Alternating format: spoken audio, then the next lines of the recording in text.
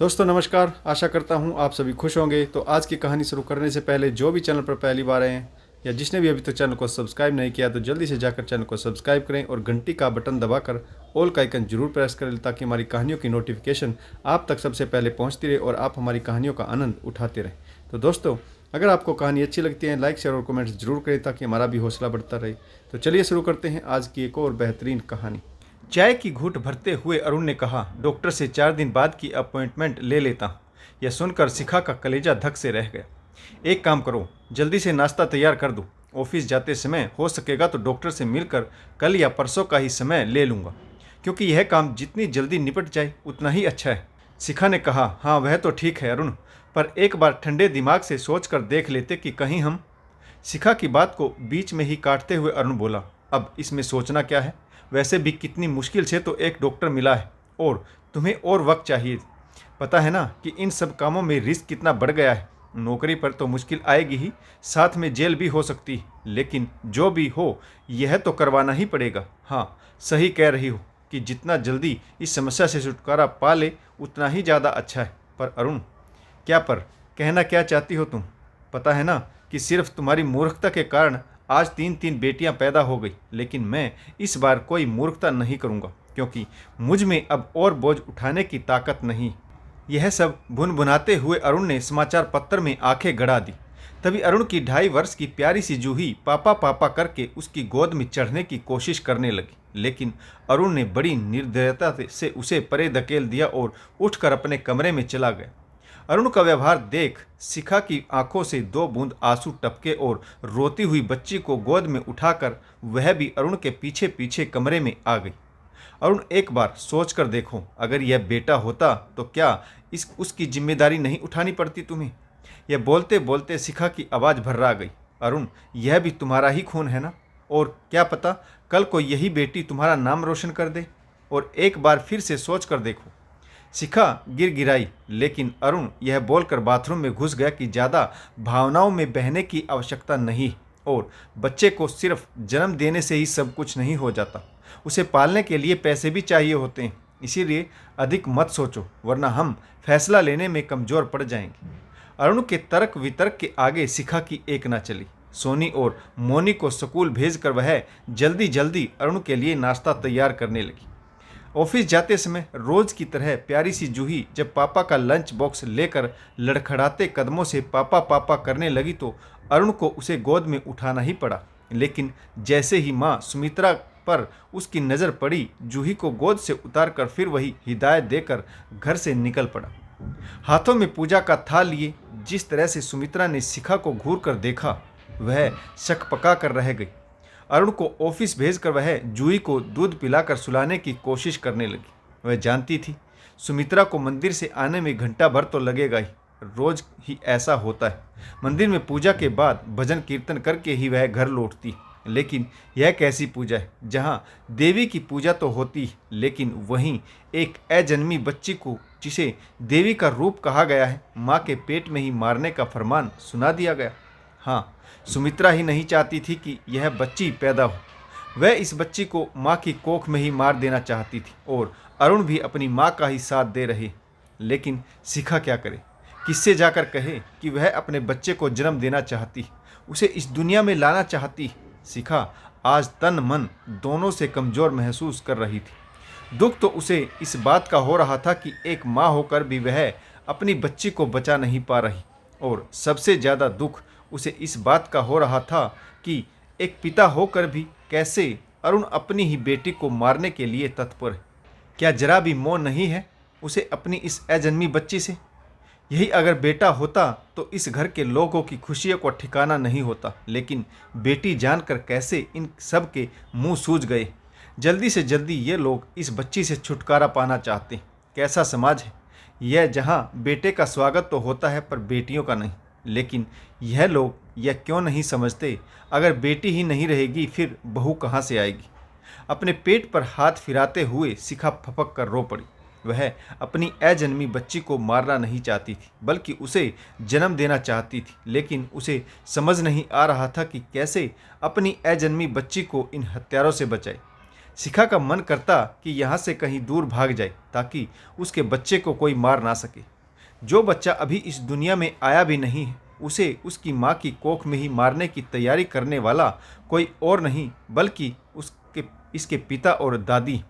लेकिन एक माँ होकर कैसे शिखा अपनी ही बच्ची को मारते देख सकती थी। शिखा अपनी 3 बेटियों के साथ बहुत खुश थी, लेकिन सुमित्रा को एक पोता चाहिए था, जिसके लिए उसे चौथी बार माँ बनने के लिए मजबूर किया गया। शिखा तो सोनोग्राफी करवाना ही नहीं चाहती थी, लेकिन सुमित्रा के आगे उसकी एक न चली। सुमित्रा चाहती थी कि जांच में अगर लड़की निकली तो उसे खराब करवा देंगे, क्योंकि उन्हें और लड़की नहीं चाहिए थी उसे इस घर में।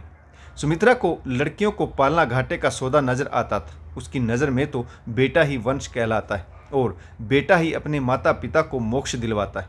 हमेशा वह शिखा को कड़वी गोलियां पिलाती रहती, यह कहकर कि बड़ी बहू ने बेटे के रूप में उसे 2-2 रत्न दिए, लेकिन इस कर्मजली ने सिर्फ बेटी ही बेटी पैदा की।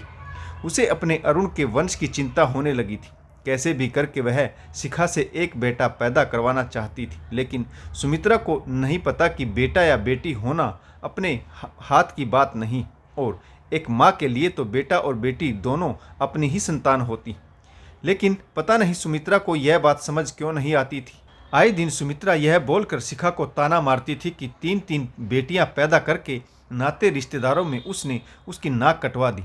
जब कोई कहता था कि छोटी बहू तो एक बेटा तक पैदा नहीं कर पाई तो सुमित्रा का कलेजा जल उठता था। पोते के लिए आए दिन वह कोई न कोई कर्मकांड कराती ही रहती थी, और जिसमें उसके हजारों रुपए स्वाहा हो जाते थे। मगर सुमित्रा को इस बात का कोई गम नहीं था। उसे तो बस कैसे भी करके एक पोता अवश्य चाहिए था। इसके लिए वह कई पोतियों का बलिदान करने को भी तैयार थी। जूही के समय जांच कर डॉक्टर ने बताया था कि शिखा के पेट में लड़का है, लेकिन पैदा हो गई लड़की। तो डॉक्टर पर से सुमित्रा का विश्वास ही उठ गया। इसीलिए इस बार उसने कोई अच्छे डॉक्टर से जांच करवाने की ठानी थी, ताकि फिर कोई भूल ना हो सके। लेकिन शिखा को डर था कि जांच में अगर कहीं लड़की निकली तो यह लोग उसके बच्चे की बलि उसकी माँ की कोख में ही चढ़ा देंगे। इसीलिए वह जांच करवाने से टाल मटोल कर रही थी, मगर टाल मटोल करके भी क्या होगा, जांच तो करवानी पड़ती। और शिखा को जिस बात का डर था वही हुआ। बेटी का नाम सुनते ही सुमित्रा के कलेजे पर सांप लेट गया और अरुण भी एकदम से लटक गया। सुमित्रा तो उसी वक्त यह बच्चा गिरवा देना चाहती थी, मगर डॉक्टर ने मना कर दिया कि वह सब यह काम नहीं करता। अब रूल इतना कड़ा बन गया है कि पता चलने पर डॉक्टर की डिग्री तो जब्त होगी ही, साथ में जेल की हवा भी खानी पड़ती। लेकिन चोरी छिपे कहीं ना कहीं अब भी लिंग परीक्षण तो होता ही। उधर अरुण ऐसे किसी डॉक्टर की खोज में था जो इस परेशानी से छुटकारा दिला सके, और उधर शिखा यह सोचकर बस रोती रहती थी कि कैसे भी करके अरुण और सुमित्रा इस बच्चे को ना गिराए और अपना विचार बदल ले। दुख तो इस बात का हो रहा था कि एक माँ होकर भी वह अपने बच्चे को बचा नहीं पा रही थी। पेट पर हाथ रखकर वह अपने अजन्मे बच्चे से माफ़ी मांगती और कहती कि इसमें उसकी कोई गलती नहीं। वह तो चाहती है कि वह दुनिया में आए, लेकिन उसके पिता और दादी ऐसा नहीं चाहते। आधी रात में भी वह हड़बड़ाकर उठ बैठी और जोर जोर से हांफने लगती, फिर अपने पेट पर हाथ फिराते हुए कलप उठती। नींद में जैसे उसके पेट से आवाज़ आती, माँ मुझे मत मारो, मुझे भी इस दुनिया में आने दो, बेटी हूँ तो क्या हुआ, बोझ नहीं बनूंगी, हाथ बटाऊंगी, गर्व से आपका सिर ऊपर उठाऊंगी, बेटी हूँ इस धरा पर तो आने दो माँ।